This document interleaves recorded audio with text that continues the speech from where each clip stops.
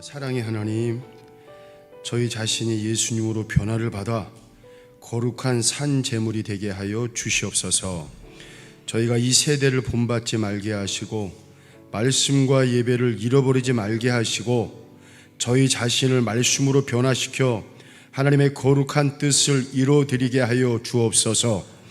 영과 진리로 예배를 드려서 오직 하나님께만 영광 돌리게 하여 주옵시고, 변화된 감격을 안고 치유된 감사를 안고 무엇보다도 문제 해결함에 큰 능력을 받고 교회의 문을 나서는 저희들 되게 하여 주실 줄로 믿사오며 우리를 사랑하시는 예수 그리스도의 이름으로 기도하옵나이다. 아멘. 우리 한번 좌우에 있는 옆분들에게 웃으시면서 주님의 이름으로 사랑합니다, 축복합니다. 시작. 주님의 이름으로 사랑하고 축복합니다. 이런 이야기가 있어요. 서울의 신월동 한 골목에서 그 폐지를 줍는 할머니와 손자가 있었습니다. 손자는 할머니가 리어커를 끄는 게 안쓰러웠는지 학교 수업을 마치고 그 할머니한테 달려온 9살의 어린 나이에도 그 혼자 끌어보겠다고 나선 거예요. 그 할머니가 그 뒷모습을 보니 얼마나 기특하겠습니까? 근데 손자가 갑자기 중심을 잃어버려가지고 그 옆으로 빠진 리어카가 그 옆에 주차된 그 좀 비싼 외제차와 부딪혀가지고 옆면에 흠집을 냈습니다. 저는 잘 모르겠지만 그 외제차 수리비가 비싸다고 합니다. 그래서 사람들이 이제 모여가지고 웅성거리기 시작했고 할머니도 그 어린 손주를 안고 어쩔 줄 몰라 하는 거예요. 근데 이 소식을 듣고 그 차 주인 부부가 왔는데 우리는 그럴 거라는 예상을 뒤집고 오히려 할머니에게 그 두 부부가 공손히 인사를 하고 사죄를 하는 거예요. 할머니 죄송합니다. 제가 공영 주차장에 주차를 해야 되는데 급하다 보니까 도로변에 주차하다 보니까 이런 사고가 난 것 같아요. 혹시 할머니 손주는 괜찮은지요? 제가 실수를 했으니까 다 제가 책임을 지겠습니다. 혹시 손주가 다쳤으면 제가 병원에 데리고 갈게요. 그리고 그 울먹이는 그 할머니가 이제 안고 있는 그 손주를 달리기 시작하는 거예요. 마치 본인들이 큰 잘못을 저지른 것처럼 어쩔 줄 몰라 하는 겁니다. 자, 그런데 운전석 바로 옆에 이제 뭐가 이렇게 하나 걸려 있는데 십자가가 딱 걸려 있는 거예요. 이 모습을 목격한 사람들이 감동을 했습니다. 요새 여러분 세상살이가 좀 각박하잖아요. 빡빡하잖아요.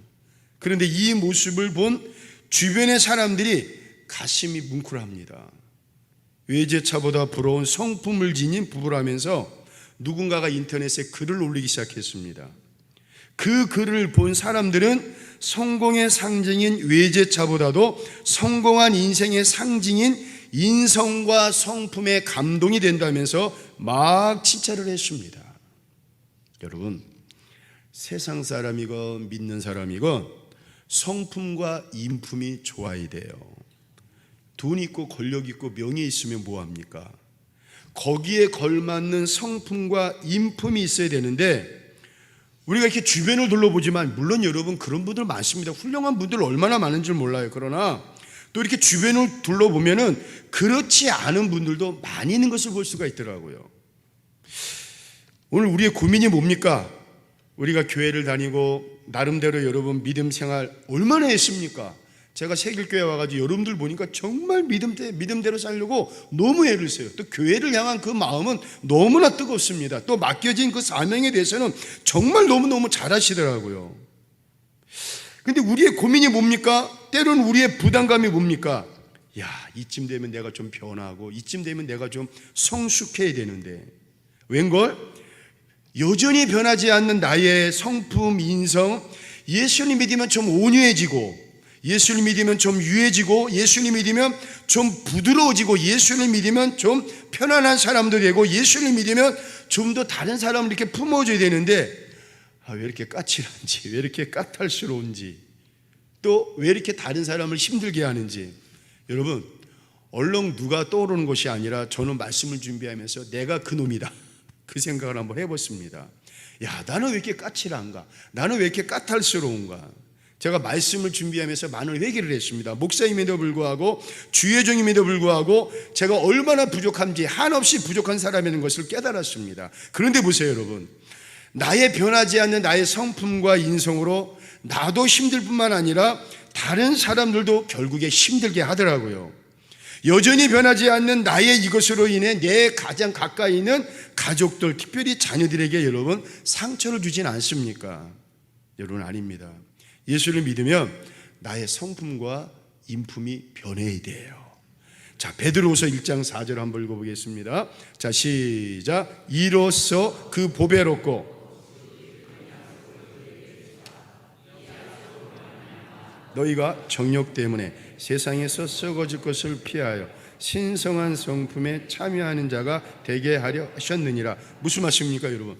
하나님의 약속의 말씀을 믿는 자들은 결국에 신성한 성품에 참여한 자가 된다는 거예요. 자, 이게 무슨 말씀일까? 이런 뜻이 있습니다. 우리 하나님께서 저와 여러분들에게 선물 하나를 주셨습니다. 그게 뭡니까? 하나님의 약속이라는 선물을 주셨어요. 그래서 여러분 누군가한테 선물 받으면 얼마나 기분 좋습니까? 그런데 다른 분도 아니고 만왕의 왕이신 하나님께서 저와 여러분들에게 하나님의 약속이라는 선물을 주셨어요. 그 약속의 선물이 뭡니까? 바로 예수 그리스도십니다. 그리고 그 예수님이라는 선물을 통해 여러분 우리가 이렇게 누군가한테 선물 주잖아요. 우리가 소실적에 뭐 연애하거나 아니면 정말 쟤 이쁘다, 내가 이렇게 좀 사귀고 싶다. 그때 여러분 이렇게 뭐 꽃을 주든가.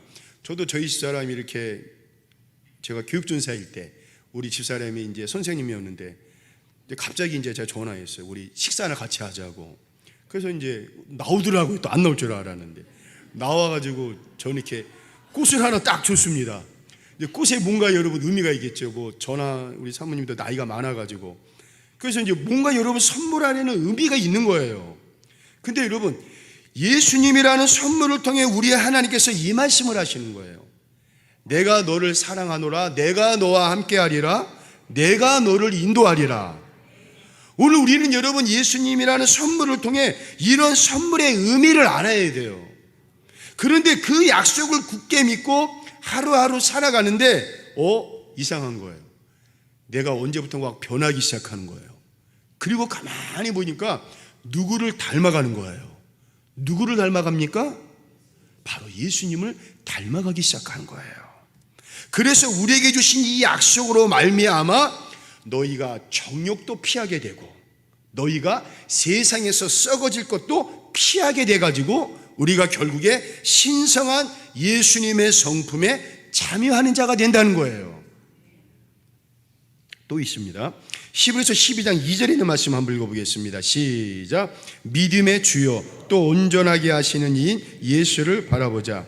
그는 그 앞에 있는 기쁨을 위하여 십자가를 참으사 부끄러움을 개의치 아니하시더니 하나님 보좌 우편에 앉으셨느니라. 아멘. 여러분 또한 우리가 예수님을 바라보면요, 우리가 예수님을 닮아간다 그랬습니다. 그리고 여러분 우리가 예수님을 바라보면 예수님이 원하시는 뜻에 맞춰 살아가게 된다는 거예요. 오늘 여러분들 요새 바라보는 게 뭡니까? 혹시 세상 바라봅니까? 사람 바라봅니까? 돈 바라봅니까? 물질 바라봅니까? 여러분 우리 믿음의 자녀들은 누가 뭐래도 예수님 바라보면서 살아야 돼요. 가장 힘들 때, 가장 어려울 때, 가장 답답할 때, 가장 아플 때 오히려 여러분 그럴수록 하던 일을 멈추고 주님을 생각하고 주님을 바라봐야 돼요. 제가 군대 가기 전에 87년이라고 생각을 합니다. 집을 떠나 경기도 안중에서 제가 배관 잡부를 하면서 막노동을 한 적이 있습니다. 그때 이제 합판을 여러분 이렇게 그때는 반내루라고 합니다. 그 반내루가 여러분 여기저기 이렇게 널려져 있는데 그 반내루에는 이렇게 이만한 대못이 이렇게 나와 있습니다. 그래서 한참 일을 하다가 이제 그 기술자 아저씨들이 심부름 시켜가지고 이제 안전한 계단으로 이렇게 가면 되는데 내가 빨리 간다고 어디 이렇게 뛰어내렸어요. 뛰어내리는데 갑자기 그 발바닥에서 뭔가 이렇게 뜨끔한 거예요. 이만한 대못이 운동화를 뚫고 제 발바닥에 들어온 겁니다. 대못에 제가 이제 찔린 거예요. 그래서 발을 빼고 아저씨한테 가서 사정을 얘기하니까 그 치료하는 게 뭔지 아십니까? 야, 양말 벗어. 그러더니만 망치로 확 두들겨요. 피를 빼더니만 라이터로 불을 지지는 거예요. 야, 다 났다는 거예요. 그래서 저는 난 줄 알았습니다. 낫기는커녕 밤이 되니까 그때부터 다리가 쑤시고 열나고. 지금이야 여러분 경기도 안정이 큰 도시지만 1987년은 작은 시골이었습니다. 그리고 잡부 다쳤다고 병원을 데리고 가는 것도 아니고 숙소에서 끙끙 앓고 있었어요. 너무 아픈 거예요 순간. 그런데 제 마음속에 이 마음이 드는 거예요. 교회를 가고 싶은 거예요. 교회 가서 기도하면 나을 것 같아요. 그래서 그때 그 기억으로 그래도 감리교 또 교인이라 감리교 신학생이라고 감리교회를 찾다가 그때 안중감리교회를 갔습니다. 기어서 15분 거리인데 30분 걸어서 간 거예요. 지하 기도실로 내려가 가지고 털퍼덕 앉아서 기도를 하는데 여러분 기도가 되겠습니까? 다리는 아프지요, 몸은 아프지요, 열은 나지요. 무엇보다도 얼마나 서러운지 기도가 안 됩니다.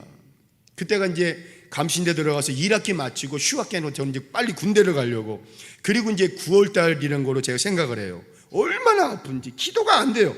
근데 뭐라도 해야 될 것 같아요.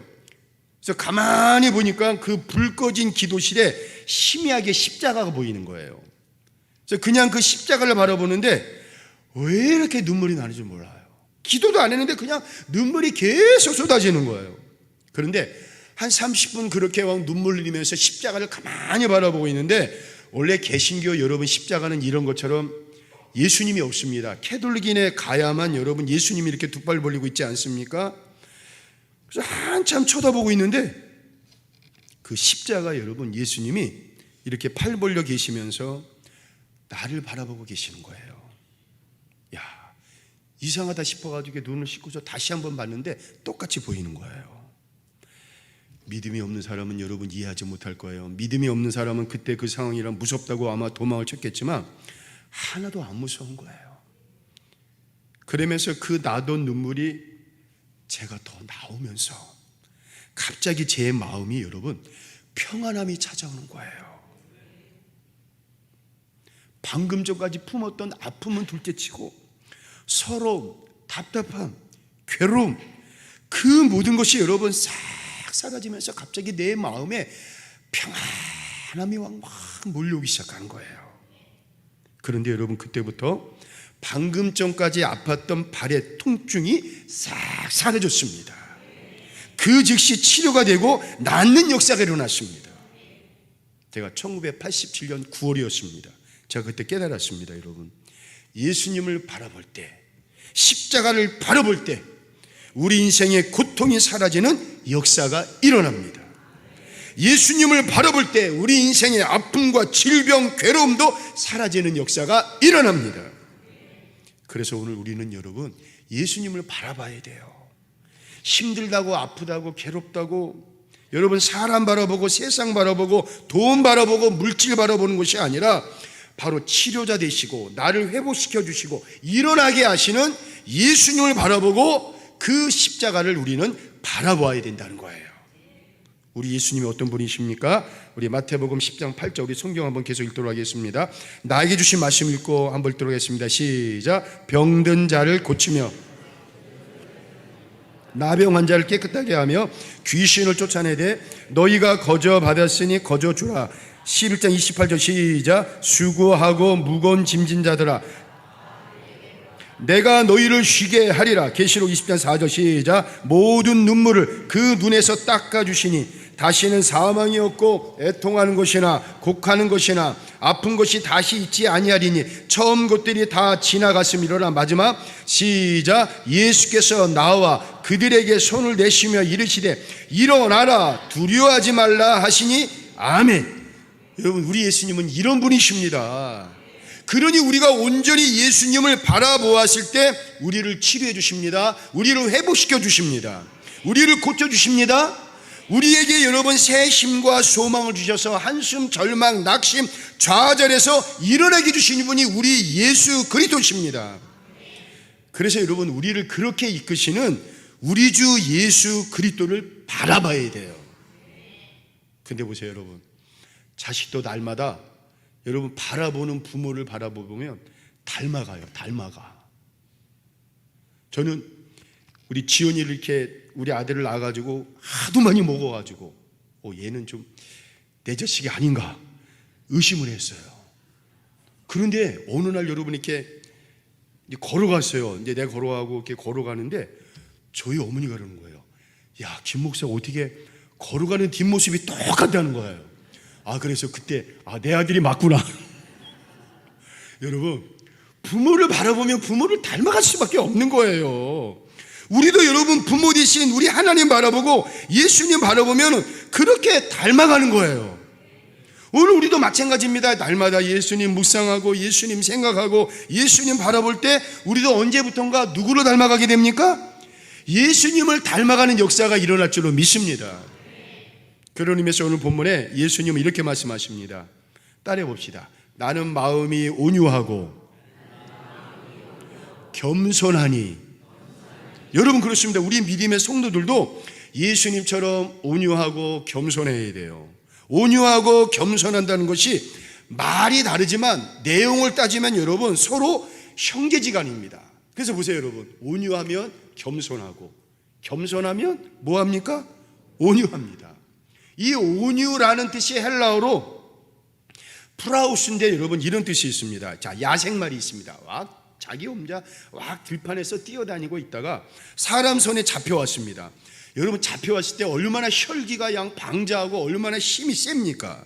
근데 사람이 잘 조련을 해가지고 코에다가 재갈을 물려요. 어릴 적 제가 시골 안산에서 자랐는데 어미소 옆에 이렇게 송아지가 있는 거예요. 근데 이놈이 꼭 뒷발질을 잘했게요. 그놈이 엄마를 믿고 그냥 이렇게 뒷발질을 팔랑팔랑 하는 거예요. 막 촐랑거리고 얼마나 말 안 되는지 몰라요. 근데 이제 농부가 어느 정도 시간이 지났을 때 농부가 하는 일이 있습니다. 산에 가서 이렇게 나무를 잘라가지고 그 한쪽을 여러분 삐죽하게 갑니다.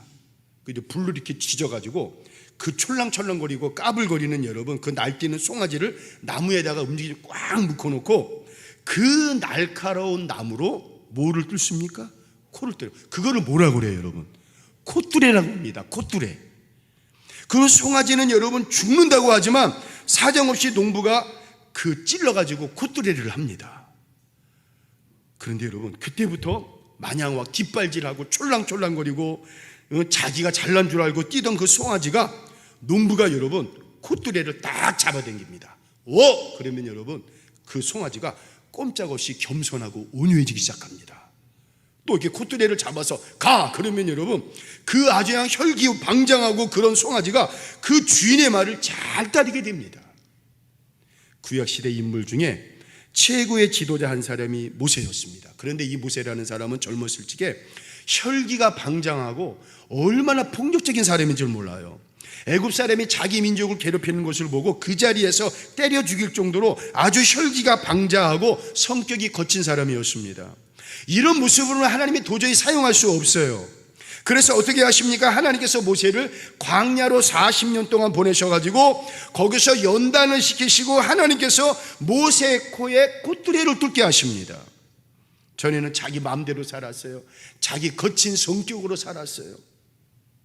그런데 이제 하나님께서 광야 40년 동안 콧뚜레라는 연단을 시키셔가지고 모세야 너 그러면 안 돼. 그때만 모세가 아멘.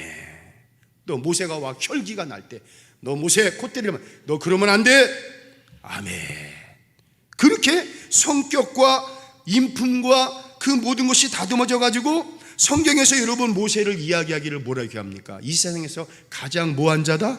온유한 자다. 온유한 자는 뭐라 그랬습니까? 겸손한 자. 하나님께 인정을 받아가지고 그 나이 80세에 하나님의 택하심을 받고 이스라엘의 구원자 최고의 지도자가 되지 않습니까? 결론의 말씀입니다. 예수님을 닮아가는 분들은 마음이 온유하고 겸손합니다. 거친 성격이 사라지기 시작합니다. 혈기가 사라지기 시작합니다. 욱하는 성격도 사라지기 시작합니다. 제가 그런 것 같아요. 그래서 저의 별명이 기묵입니다. 기묵. 근데 여러분 기묵만 되는 게 아니라 바국도 되지 말고 손욱도 되지 말고 여러분 그 별명이 그렇게 되면 안 되는 거예요. 여러분 좀 참아야 하는데 참지 못하고 인내하지 못하는 성격도 여러분 버려야 됩니다. 특별히 교만도 버려야 됩니다. 다시 말해 하나님께서 우리의 콧대를 뚫으셔가지고 너 그러면 안 된다, 너 왜 그러냐, 너 아직도 혈기가 앞서구나, 교만하구나. 여러분, 하나님이 콧대를 당기십니다. 그런데 보세요 여러분, 혈기를 앞세우고 거친 성격, 욱하는 성격이 오면요 불안합니다. 마음에 평안이 없습니다. 그러나 반대로 예수님처럼 여러분 온유하고 겸손하면요 주님의 평안이 내 안에 여러분 넘치게 됩니다. 예수 믿는 분들은 성품과 인품이 좋아야 돼요. 그러면 여러분 어디를 가든 무엇을 하든 그 좋은 성품과 인품으로 여러분 주변에 예수 그리스도의 향기를 바라게 됩니다. 그분이 여러분 향수를 안 뿌리고 그분이 뭐를 뿌리지 않는다 할지라도 그 좋은 것을 통해 가지고 예수 그리스도의 향기가 여러분 백합화 같이 만반하는 그런 역사가 일어납니다. 그래서 예수님의 성품과 인품을 닮은 우리를 통해 가는 곳마다 예수님의 향기 가득하시고 또한 여러분들이 계시기에 가는 곳마다 예수의 평안과 기쁨, 특별히 은혜가 넘치는 역사가 일어나기를 이 시간 주의 이름으로 축원을 드리겠습니다. 찬양하겠습니다. 네, 한번 이 찬양하겠습니다. 우리가 이 세상 살아갈 힘은 오직 한 분 예수님이십니다. 그분이 우리의 참 소망이시고 참 기쁨 되십니다. 그래서 우리의 꿈과 우리의 비전은 오직 예수님이 되어야 됩니다. 그리고 예수님이 나의 모든 것, 나의 전부가 되어야 됩니다. 근데 보세요 여러분, 이렇게 살아갈 때 나도 모르게 예수님의 신성한 성품에 참여하게 되더라고요. 우리 한번 그런 마음으로 찬양하겠습니다.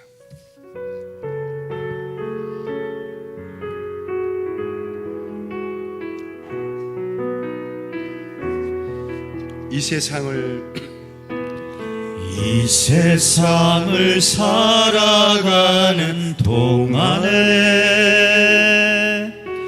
나의 힘을 의지할 수 없으니 기도하고 낙심하지 말 것은 주께서 참 소망이 되심이라. 주의 길을 걸어가는 동안에 세상의 것 의지할 수 없으니 감사하고 낙심하지 말 것은 주께서 참 기쁨이 되심이라. 하나님의 꿈이 나의 비전이 되고 예수님의 성품이 나의 인격이 되고 성령님의 권능이 나의 능력이 되길 원하고 바라고 기도합니다. 하나님의 꿈이 나의 비전이 되고 예수님의 성품이 나의 인격이 되고 성령님의 권능이 나의 능력이 되길 원하고 바라고 기도합니다. 자, 우리 한번 이 시간 이렇게 기도하겠습니다. 주님, 예수님의 나의 모두가 되게 하시고 전부가 되게 하여 주옵소서. 그리고 예수님이 내 인생의 참 소망, 참 기쁨이 되게 하여 주시옵소서. 그러면서 온유하고 겸손하신 예수님의 성품을 따라가게 하여 주시옵소서. 예수님 바라볼 때 예수님께서 문제 해결해 주십니다. 예수님 바라볼 때 우리 질병의 근원도 치료하여 주십니다. 예수님 바라볼 때 내 막힌 인생의 길도 열려지는 역사 일어납니다. 이 시간 우리 한번 주여 한 번으로 이 시간 우리 통성으로 기도하도록 하겠습니다. 주여